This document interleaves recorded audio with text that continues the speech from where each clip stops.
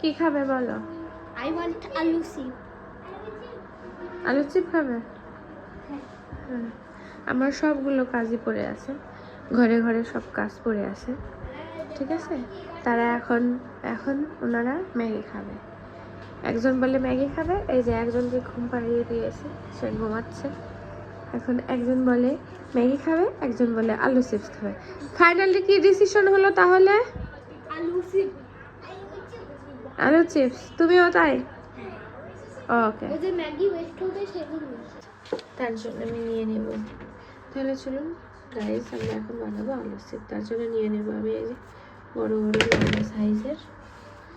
এখন যেহেতু একটু পরে আবার ভাত খাওয়াবো, ভাত খাওয়ানোর আগে কিছু একটা দিতে হবে, তাই দিয়ে দেব। সাধারণত আমাদের 4টা আলু চিপস করে দিই, কিন্তু এখন যেহেতু দুপুর আমি ভাত খাবে, তাই ওদেরকে আমি 3টা আলু চিপস করে দেবো। ভালো করে ধুয়ে নিই। আমি এটাকে কেটে ধুয়ে নিয়েছি। এবার এটাকে আমি খুব একটা বেশি না, অল্প একটু লবণ দিব। লবণের পরিমাণটা খুব কম দিতে হবে, কারণ আলু চিপসে লবণের পরিমাণ খুবই কম লাগে। বেশি লবণ দিলে তখন অনেক বেশি লবণ হয়ে যায়, বাচ্চারা সেটাকে খেতে পারে না। আমি এটাতে একটু লবণ দিয়ে দিলাম। আরও অনেক কিছু দেয়, কর্নফ্লাওয়ার দেয়, একটু হলুদ দেয়। আমি সব কিছুই দিই না, আমি লাস্ট কেটে লবণ দিয়ে ডুবো দিলে ভেজে নিই, ঠিক আছে। তো আমি ফ্রাই প্যান গরম হতে দিয়েছি। এবার এর মধ্যে তেল দিয়ে দেবো, অবশ্যই ডুবো তেল দিতে হবে, ঠিক আছে। ডুবো তেল না দিলে আলু চিপস ভালো ভাজি হয় না।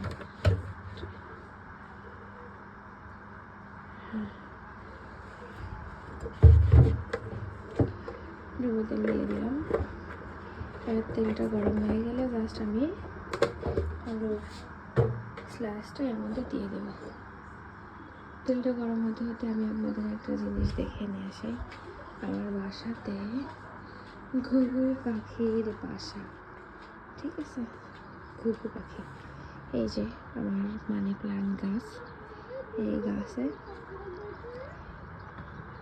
আছে কিনা জানি না, হ্যাঁ আছে। এই যে ওদেরকে বেশি ডিস্টার্ব করবো না, হ্যাঁ।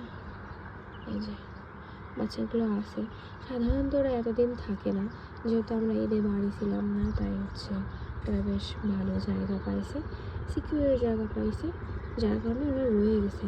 তাছাড়া ওরা কিন্তু এতদিন থাকে না, বাচ্চা ফোটার সাথে সাথে ওরা চলে যায়, কিন্তু এখনও আছে। তো চলুন এবার আমি, তেলটা গরম হয়ে গেছে, এই যে দেখেন আমার বাসার সবখানেই গাছ, আপনি যেদিকে তাকাবেন সেদিক মানেই গাছ। বাড়ি ঈদে বাড়িতে যাওয়ার কারণে বেশি দিন যদিও থাকি নাই, তারপরেও সব কিছু আটকানো ছিল বিধায় আপনার গাছগুলো একটু কেমন কেমন হয়ে গেছে, ঠিক আছে। সবখানেই গাছ আমার। তো এবার হচ্ছে তেলটা খুব গরম হয়ে গিয়েছে, যেও না, পাখি উড়ে যাবে। তেলটা গরম হয়ে গেছে, আমি তেলটা ছেড়ে দেব।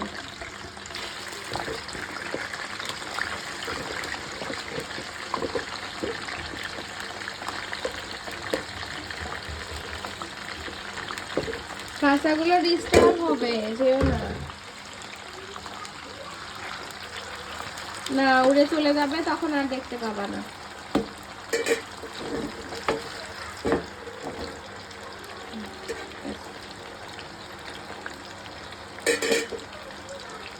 কিছুই করতে হবে না, জাস্ট এরকমই হয়ে যাবে। বেশি লো ফ্লেমে দিলে হবে কি, যদি চুলার আঁচ লো ফ্লেমে করে দিই, আমার কিন্তু চুলার আঁচ হাই আছে, লো ফ্লেম করে দিলে আপনার হচ্ছে আলুটা কেমন সিদ্ধ হয়ে ভাজি ভাজি মতো হবে না, কেমন একটা হবে। এরকম হাই ফ্লেমে রেখেই দিতে হবে। এই যে ঠিক এমনটা হবে টেক্সচারটা।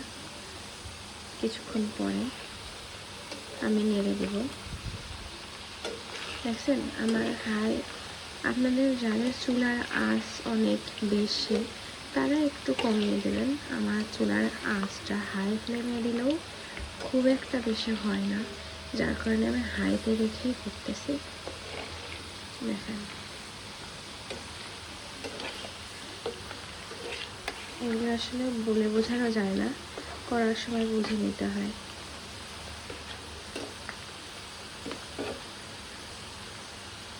একটা কিচ্ছু হবে না, পুড়বে না, কিচ্ছু না, সুন্দরভাবে হয়ে উঠে আসবে।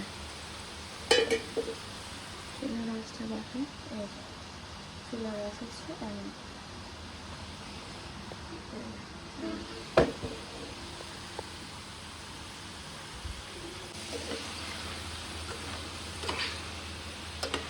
এটা রাস্ট হয়ে গিয়েছে, আমি এখন এটাকে তুলে নেব।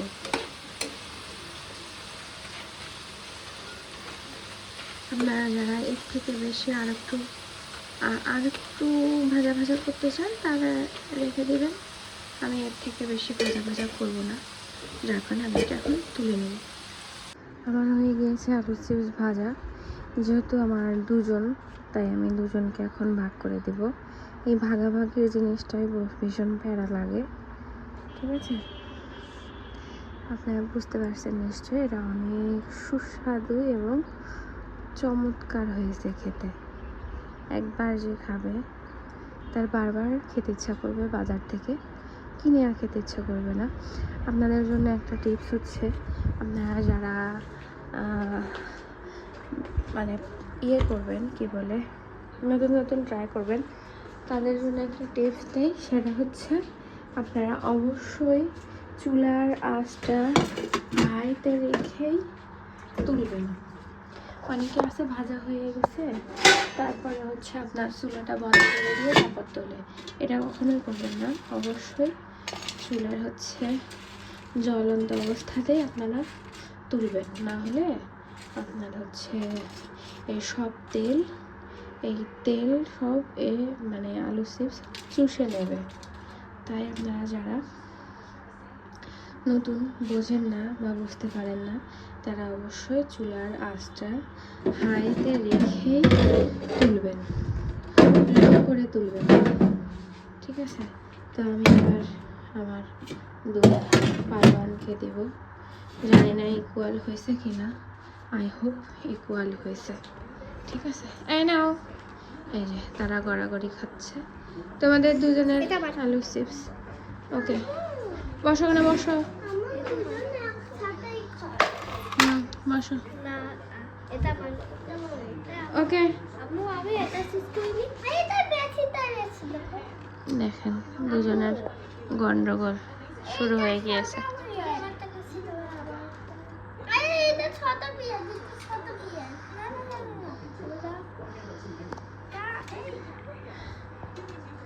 দুজনের কিন্তু সমান সমান আছে, তারপরেও হচ্ছে না, গন্ডগোল চলছে দুজনের মধ্যে।